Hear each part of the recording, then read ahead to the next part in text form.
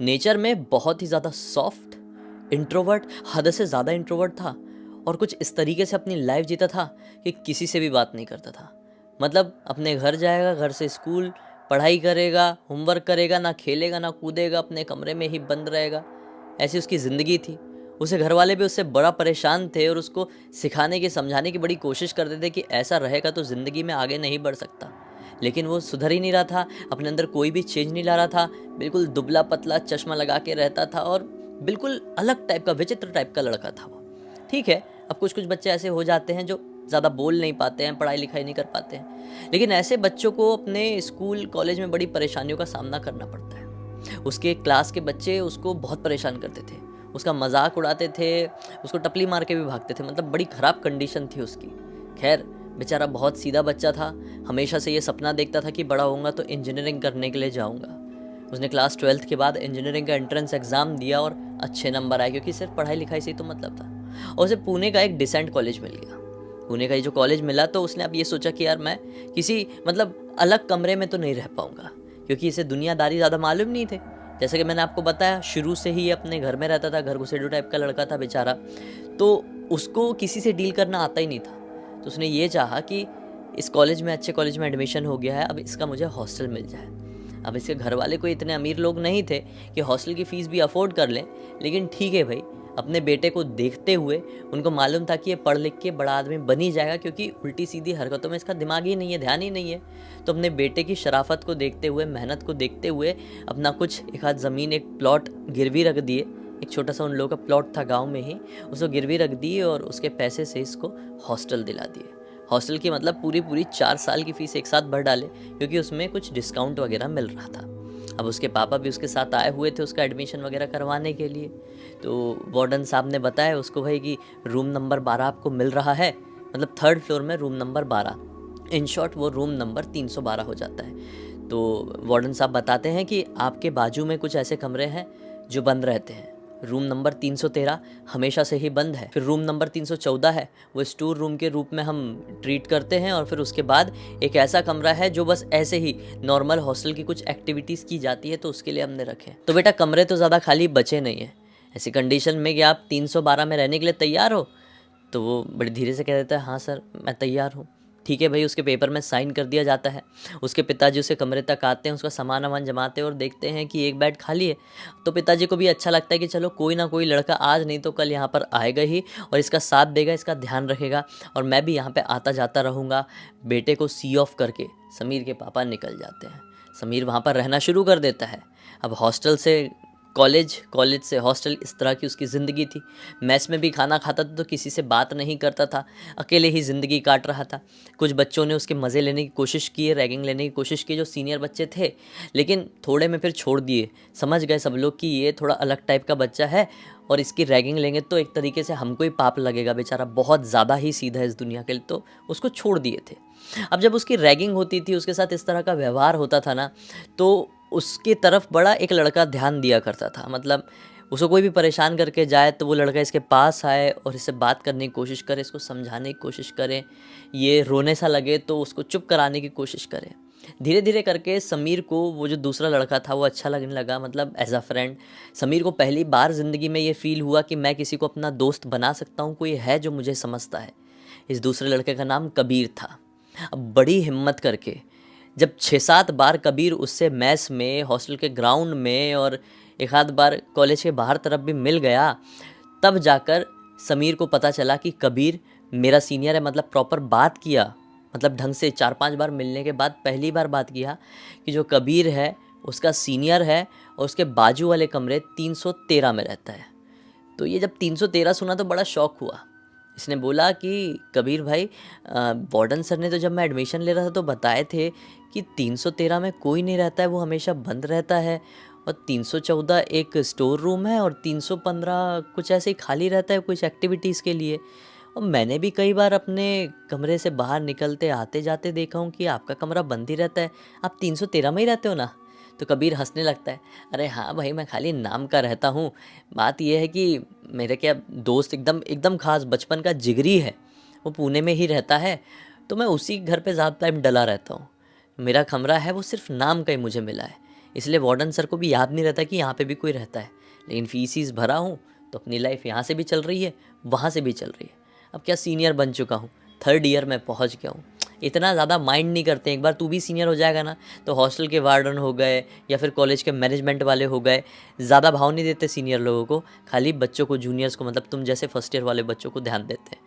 तो इसको अच्छा लगता है कि चलो एक 3rd ईयर का सीनियर मेरा दोस्त बन गया है, आने वाले 1 साल तक वो और रहेगा, तब तक मैं यहाँ की दुनियादारी, इंजीनियरिंग की लाइफस्टाइल, लड़कों का रहन सहन का तरीका सब कुछ सीख सा जाऊँगा। अब इससे बात करने लगा। कई बार ऐसा होता, मतलब लिटरली कई बार ऐसा होता कि जो कबीर है इसके कमरे में आता, 312 नंबर में इसके साथ सोता। अभी देखो इसका कोई नया रूममेट आया ही नहीं था और इसकी उम्मीद ख़त्म हो गई थी कि इसका कोई रूममेट आएगा, लेकिन कबीर अक्सर इसके कमरे में सोने के लिए आ जाता था। तो समीर को बहुत अच्छा लगता था, मतलब ऐसा लगता था कि मैं अकेला नहीं हूँ। ठीक है, दोस्ती बढ़ते बढ़ते और टाइम बीत गया और लगभग अब कॉलेज के अप्रॉक्स 6 महीने चले गए हैं। फर्स्ट सेमेस्टर्स के एग्ज़ाम्स काफ़ी नज़दीक हैं और बारिश की रात चल रही है। एक रात लगभग 12 बजे के आसपास बाहर अच्छी खासी बारिश हो रही थी। समीर अपने बेड में आराम से सो रहा था। अचानक से बिजलियाँ ज़ोर ज़ोर से कड़कने लगती है, बहुत ज़ोर ज़ोर से। इसको नींद नहीं आती, वो घबरा जाता है, वो उठता है, बोलता है ये क्या चल रहा है भाई। वो सोचता है कि एक बार मैं बाजू वाले कमरे में जाता हूँ, हो सकता है कि कबीर भाई वहाँ पे होंगे, उनको मैं अपने कमरे में बुला लूँगा या उनके कमरे में ही सो जाऊँगा। वो जाता है, 313 में नॉक करता है, ताला नहीं लगा था आज। अंदर से कबीर दरवाज़ा खोलता है और इसको ऐसा लगता है कि चलो भाई आज रात इतना डर नहीं लगेगा, क्योंकि कबीर भाई है। या तो अब मैं उनको अपने कमरे में लेके चले जाऊँगा या तो इनके कमरे में ही सो जाऊँगा, क्योंकि बहुत बिजली कड़क रही है, घबराहट हो रही है। कई बार कई लोगों के साथ होता है और ये तो बहुत सीधा बच्चा था, कितनी बार मैंने रिपीट कर दिया, जिसको घबराहट हो रही थी। तो कबीर भाई से इसने पूरी बात बताया। तो कबीर भाई क्या बोलते हैं कि अरे मैं तेरे कमरे में नहीं सो पाऊँगा, एक काम कर तू मेरे कमरे में सो जा। मेरा भी देख, तुझे तो पता ही है कोई रूममेट है नहीं और एक बेड तो हमेशा खाली रहता ही, जैसे तेरे कमरे में रहता है, तो आजा तू सो जा। ये बोलता है थैंक यू भैया, मैं अपनी तकिया लेके आता हूँ, मुझे बिना तकिया के नींद नहीं आती है। तो ठीक है भाई, वो अपनी तकिया लेके कबीर भैया के रूम पे चले जाता है। एक बेड था, वहाँ पे वो जाके सो जाते हैं और कबीर भैया वैसे ही नींद में थे। कबीर भैया भी गहरी नींद में बिस्तर में पड़ते से ही सो जाते हैं और ये भी सोने जैसा हो जाता है। सोए हुए अप्रॉक्स 20-25 मिनट हुए होंगे, फिर ज़ोर की बिजली कड़कती है और कबीर के कमरे की लगी हुई खिड़की, जो कि कांच वाली खिड़की थी, वो वाइब्रेट कर जाती है। एकदम वो वाइब्रेट होते हैं, खड़खड़ करके आवाज़ आती है और वो उड़ जाता है। उसकी नींद खुल जाती है। किसकी? समीर की नींद खुलती है। वो कबीर के बेड की तरफ देखता है तो कबीर अपने बेड में नहीं था। जब वो सेंसेस में आया कि बहुत ज़ोर ज़ोर से बाहर बारिश हो रही है और भयंकर वाली बिजली कड़क रही है, तब उसको समझ में आता है कि सिर्फ इतना ही नहीं, इस रूम में एक अजीब सी स्मेल भी फैली हुई है।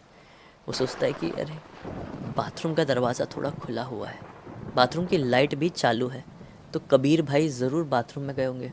लेकिन ये स्मेल बहुत गंदी है यार, बाथरूम के इधर से नहीं आ सकती। ये स्मेल जैसे कोई जानवर मर जाता है ना, उसकी आ रही है, या तो फिर कोई सड़ा हुआ मांस रहता है, वो अगर जल जाए तो कैसी स्मेल आती है, वैसी कुछ मिक्स टाइप की आती है। तो ये ना उठ के अपने बिस्तर से उठ के, वहाँ पे एक नाइट बल्ब जल रहा था लाल रंग का, ठीक है, इधर उधर देखने लगता है कि कहाँ से यार ये स्मेल, कहाँ से। अब उसको समझ में आता है कि जिस बेड में मैं सो रहा था, ये कबीर भाई का कमरा है, ये इसका कमरा नहीं है, मैं फिर से रिपीट कर रहा हूँ। तो इसको समझ में आता है कि जिस बेड में मैं सो रहा था, उस बेड के नीचे से स्मेल आ रही थी।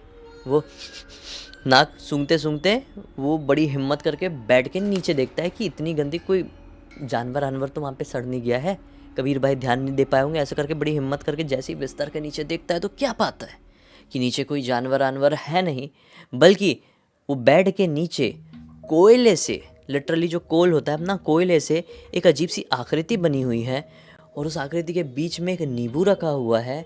उस नींबू में जंग लगे हुए 7 कील ऐसे चुभे हुए हैं और उस नींबू से धीरे धीरे धीरे करके लाल पानी गिर रहा है। और पूरी पॉसिबिलिटी है कि उसी नींबू से या नींबू के अंदर निकल रहे उस लाल पानी से ही वो सड़ी हुई स्मेल आ रही है। ये घबरा के एकदम देख के कि शिट, ये क्या है, मतलब इसी बिस्तर में मैं सो रहा था और कबीर भाई के कमरे में ये बिस्तर के नीचे ये है क्या, उनको पता भी है या फिर नहीं। ये एकदम से डर गया और घबराहट के मारे बाथरूम की तरफ गया कि कबीर भाई को मैं बताऊं तो एटलीस्ट, बाथरूम में और उनके कमरे में ये सब क्या है। तो वो ना जैसी बाथरूम के दरवाजे की तरफ गया है, दरवाज़ा देखो हल्का सा खुला ही हुआ था। अब लड़के लड़के हैं, थोड़ा देख भी लेते हैं कई बार, है ना, बहुत सारे लोगों की आदत होती है। ये भी थोड़ा सा कबीर भाई के साथ थोड़ा सा फ्रैंक हो गया था बातचीत दोस्ती में। तो बाथरूम का दरवाज़ा हल्का सा खुला हुआ था, हल्का सा बंद था। उसने वो पूरा दरवाज़ा खोला और जैसे ही दरवाज़ा खोला, अंदर का नज़ारा देख के उसके पैरों तले ज़मीन निकल गई।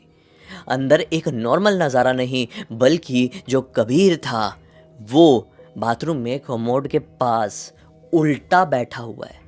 मतलब वो जो बैठा है ना, वो अपने गर्दन और ये वाले पोर्शन की मदद, ये पोर्शन उसका नीचे है और उसके पैर वैर ऐसे ऊपर है। वो लिटरली उल्टा बैठा हुआ है, समझ लो गर्दन के बल से, मैं कैसे बताऊँ, कंधे के और गर्दन के बल से ऐसा वो उल्टा बैठा हुआ है। उसका चेहरा वो पूरा कमोड की तरफ ही है और उसकी पीठ दरवाजे की तरफ है। अंदर का नज़ारा देखकर, कबीर भाई के इस तरह के बैठने की पोजीशन को देखकर ही समीर की हालत ख़राब हो जाती है कि कबीर भाई ऐसे क्यों बैठे हैं। कबीर भाई चुप नहीं थे, कुछ बड़बड़ा रहे थे उल्टा बैठ के। देखो, उल्टा खड़ा होना, हाथ के बल पे खड़ा होना अलग होता है, वो साला गर्दन और इसके दम पे ऐसा बैठा हुआ था उल्टा। मैं कैसे समझाऊं, बड़ा विचित्र सा था वो। खैर, वो शांत नहीं था, कुछ कुछ बड़बड़ा रहा था, कुछ कुछ बोल रहा था। कबीर की जो आवाज़ थी वो नॉर्मल भी नहीं थी, बल्कि कुछ इस प्रकार की थी कि 7-8 लोग एक साथ कुछ बोल रहा है। तब कपाते हुए बड़ी हिम्मत से ध्यान से समीर ने सुनने की कोशिश किया कि कबीर जो है ना, वो किसी प्रकार का मंत्र चैंट कर रहा है। और विचित्र बात और भी ज़्यादा ये थी कि वो मंत्र ना ही संस्कृत में था, ना ही हिंदी में, और ना ही किसी भी प्रकार की जानी पहचानी लैंग्वेज में। वो एक टूटी फूटी सी अलग सी ही लैंग्वेज थी, जैसे कि बाहुबली में खम्बा डम्बा वाली जो लैंग्वेज थी ना, आपने देखे होंगे वो जो विलन लोग थे बाहुबली फिल्म के, जो काले वाले विलन लोग आए थे, वो कैसी लैंग्वेज, कुछ उस प्रकार की ही वो लैंग्वेज में बड़बड़ा रहा था। अब ये देखकर उसने सोचा कि भाई मैं इस घर से निकलता हूँ, इस कमरे से निकलता हूँ। कबीर भाई मुझे नॉर्मल नहीं लग रहे हैं, ये लिटरली काला जादू वाला सीन चल रहा है कबीर भाई के कमरे में, मैं यहाँ से निकलता हूँ। वो बड़बड़ाहट के मारे ऐसा पीछे हटा और पीछे बाथरूम के बाहर की तरफ, हॉस्टल में लोग अपना क्या बकेट वकेट बाहर नहीं रख देते क्या बाथरूम के बाहर, एक खाली बकेट रखी हुई थी, उससे पैर टकराया और भड़बड़ा के ये गिर गया।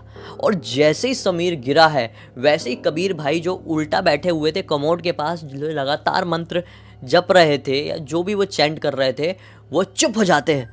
और चुप होके वो अपना जो सर था वो लिटरली 180 डिग्री पीछे घुमा लेते हैं। और 180 डिग्री सर ऐसा बिल्कुल ऐसा मोड़ लेते हैं, वो ऐसे ही है, उल्टे ही बैठे हुए हैं सर के बल ही, और एकदम अपना 180 डिग्री सर पीछे मोड़ दिए। उनकी आंखें खतरनाक तरीके से सफ़ेद थी, अजीब सी चमक रही थी, आंखों में पुतलियाँ ही नहीं थी। चेहरा कबीर का नॉर्मल नहीं, बल्कि पूरा घुसा हुआ धसा हुआ लग रहा था, जैसे चेहरे में ना ही मांस हो और ना ही खून का एक कतरा हो। पूरा शरीर बड़ा अजीब सा दिख रहा था और 110% वो जो गंदी सी सड़ी हुई बदबू थी, ना उस कमरे से आ रही थी, ना उस नींबू से आ रही थी, ना उस नींबू के लाल पानी से आ रही थी, बल्कि कबीर से ही आ रही थी। उसे देखकर मानो समीर की जान हलक में आ गई थी। समीर को क्या करना है कुछ समझ में नहीं आ रहा था कि उतने में ही अपनी बड़ी भारी सी और डरावनी आवाज में अंदर उल्टा बैठा हुआ कबीर इससे कहता है, तेरे कारण मेरी पूजा भंग हुई है, अब तू भोग बनेगा, तुझे सबक सीखना होगा। जैसे ही उसने ऐसा बोला, उसका धक्के से कुछ सेकंड के लिए समीर ने फील किया कि मेरी ये रुक गई, मेरी धड़कन रुक गई। लेकिन उसी वक्त ना जाने अंदर की एक इंस्टिंक्ट ने साथ दिया कि बजरंगबली का नाम जप और भाग यहाँ से। वो बजरंगबली का नाम जैसे ही बोला, जय बजरंगबली और कह के वो हनुमान चालीसा पढ़ने की कोशिश किया ही है कि वो बिजली की रफ्तार से, कबीर बिजली की रफ्तार से समीर के सामने आया खच्च से, और लाइट चली गई। सारे कमरे की लाइट, वो लाल बत्ती जो जल रही थी, जो बाथरूम के अंदर लाइट चालू थी, सारी लाइट ऑफ। अब बाहर, मैंने बोला ना, कांच की खिड़की थी वो खुली हुई थी और बिजली कड़क रही थी, तो उससे अंदर रोशनी आ रही है, और जितनी बिजली की कड़कड़ाहट से अंदर रोशनी आ रही है, बस उतने से ही अपने समीर को कबीर का मामला और इस रूम में क्या हो रहा है वो वाला सीन दिखाई दे रहा है और समझ में आ रहा है। वो एकदम उसके पास आकर स्टैचू बन चुका था। कौन? कबीर।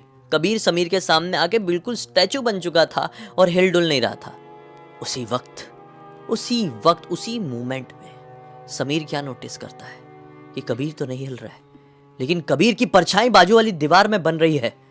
वो परछाई हिल रही है, और केवल हिल ही नहीं रही है, बल्कि वो परछाई बड़ी होती जा रही है, बड़ी होती जा रही है, बड़ी होती जा रही है, और बड़ी होते होते होते होते वो सीलिंग तक पहुंच गई।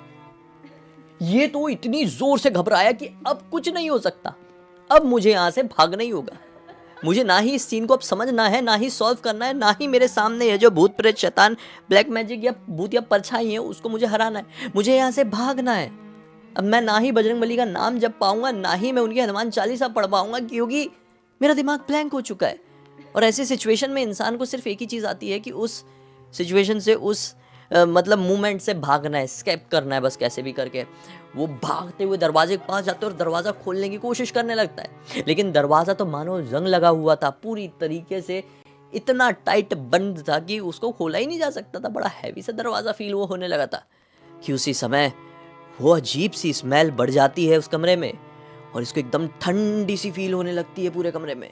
अभी भी लाइट्स बंद है, बाहर बिजली कड़क रही है, उसी से परछाएं, वो मूर्ति बना हुआ, वो स्टैचू बना हुआ कबीर दिखाई दे रहा है। लेकिन एक और चीज़ इसने उसी पल में नोटिस किया कि जिस बिस्तर में ये सो रहा था, जिस बिस्तर के नीचे वो शैखानी आकृति बनी हुई थी, जिस बिस्तर के नीचे वो नींबू और लाल तरल पदार्थ दिख रहा था, उसी बिस्तर के नीचे से धुआं रूपी 2 हाथ बाहर निकल रहे थे।